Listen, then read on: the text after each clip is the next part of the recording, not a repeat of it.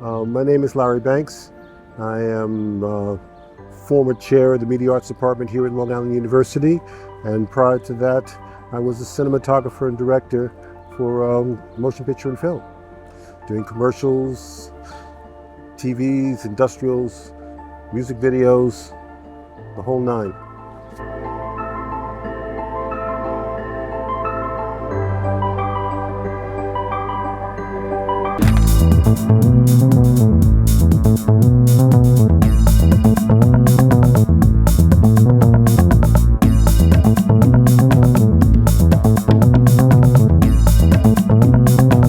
My father was in the industry, so my father worked as a gaffer. He worked as a gaffer on a film called Claudine. My name is Claudine. Claudine Price. Rupert P. Marshall. 7 o'clock. Claudine and Rupert. My father also owned a lighting rental company, and that lighting rental company was one of the first black-owned lighting rental companies on the East Coast. It was called L&L Lighting Company. So we did films like Cotton Comes to Harlem, Let's Do It Again, and Across 110th Street.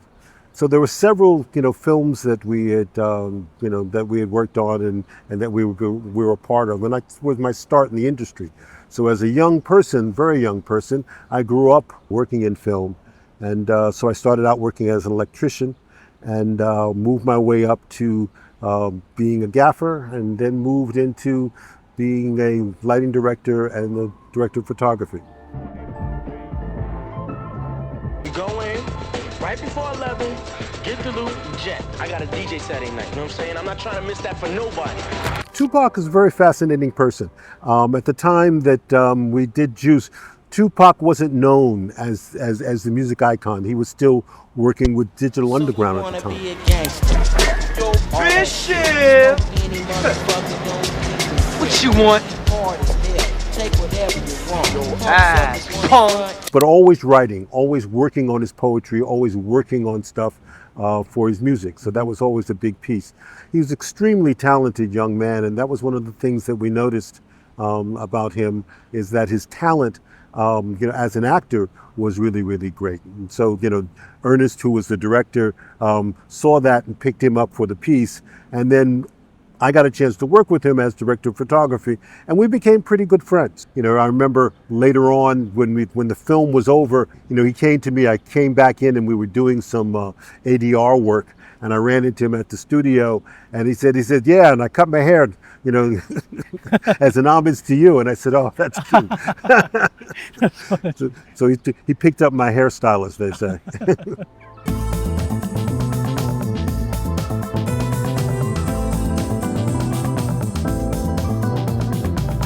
Cinematography, it begins with having an eye. As a cinematographer, you have to have an understanding of both framing and lighting, and both of those things require eye. The job of a cinematographer is to take the 3D world that's around us and fit it into a framed 2D world. And fitting that in requires an understanding of the geometry and the things, of how those things work and how they'll look once you translate them from 3D to 2D.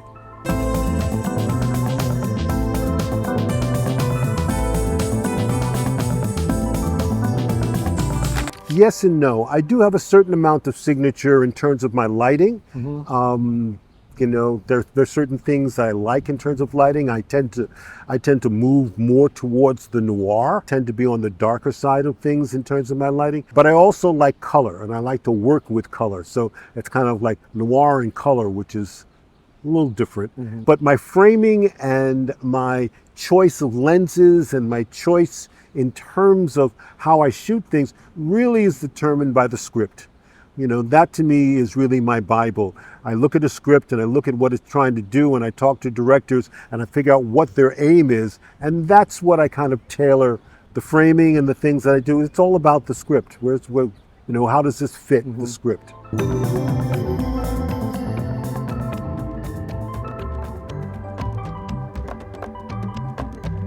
Film industry has changed a great deal over the years. I mean, I started back in the film industry when it was nothing but film.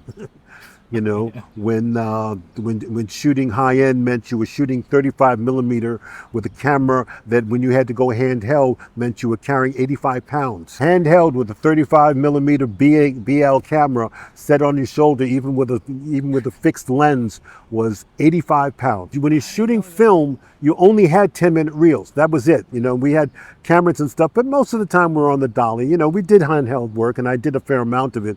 You know, when you're doing action sequences and things like that. I remember I was doing a film called The Substitute 2 with Treat Williams.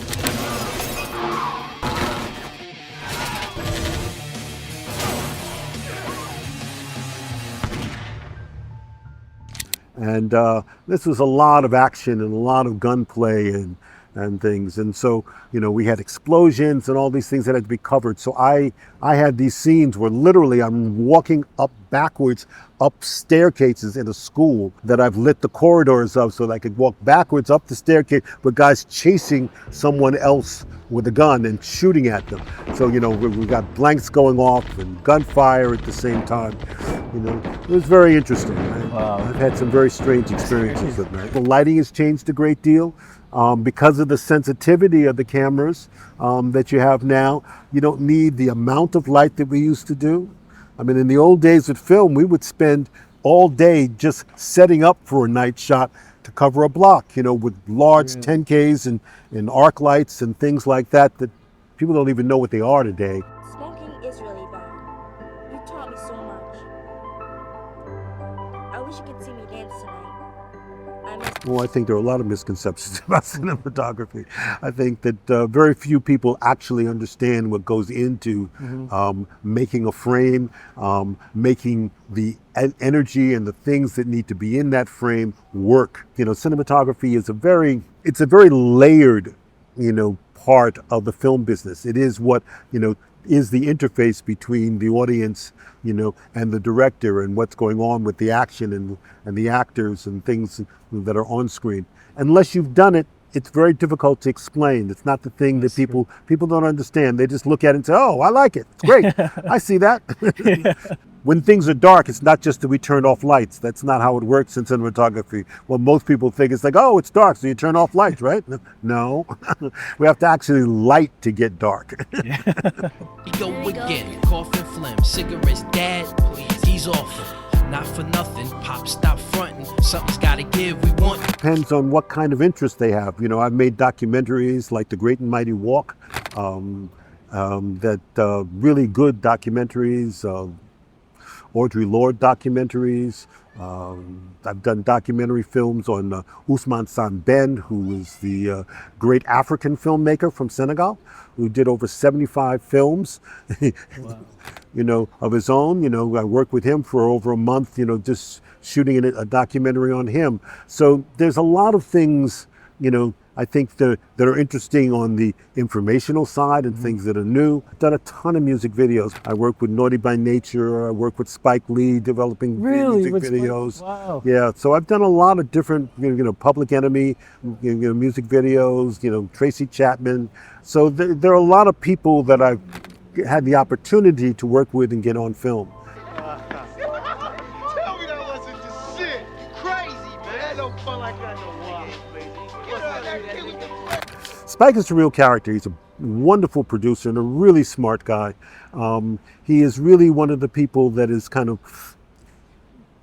he is really dynamic in the fact that he can put things together. During the time when he first got started, he did a film that was Joe's Bed-Stuy Barbershop, which he did as his film in school, when he was at NYU as his thesis film. And then She's Gotta Have It was his first film after he got out of school. And then that just kind of grew, and he did almost a film a year for the next 10 years, which is a really difficult pace to keep in terms of, you know, production.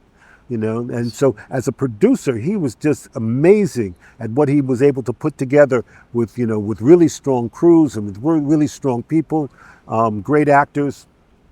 We had a deal. You stuck me up, man.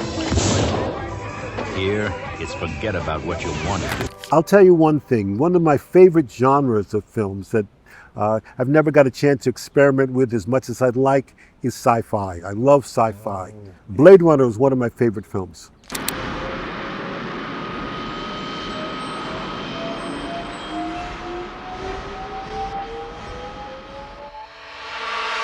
I love Blade Runner, and for many years it's one of my favorite films. I just love the design of it. I love the look of it.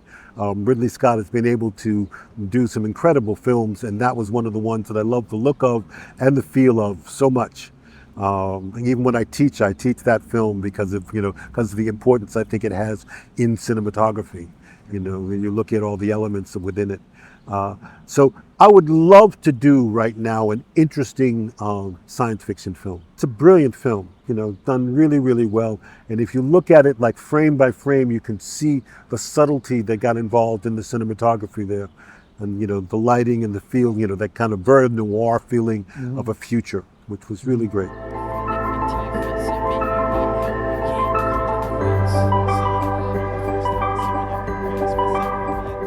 My advice for upcoming filmmakers would be that film is a craft that takes time and energy to do well. The equipment has gotten smaller, lighter, you need less of it, you can do it with smaller crews. It's easier to do now, but the craft of filmmaking still requires the dedication and a paying attention to detail, both on the side of cinematography and on the side of directing. And I think that that's really the thing. If this is something you want to do, you really have to spend a lot of time and devote yourself to it to get it right. I'm Larry Banks, and thank you, Woodside Motion, for allowing me to come in here and talk to you about filmmaking.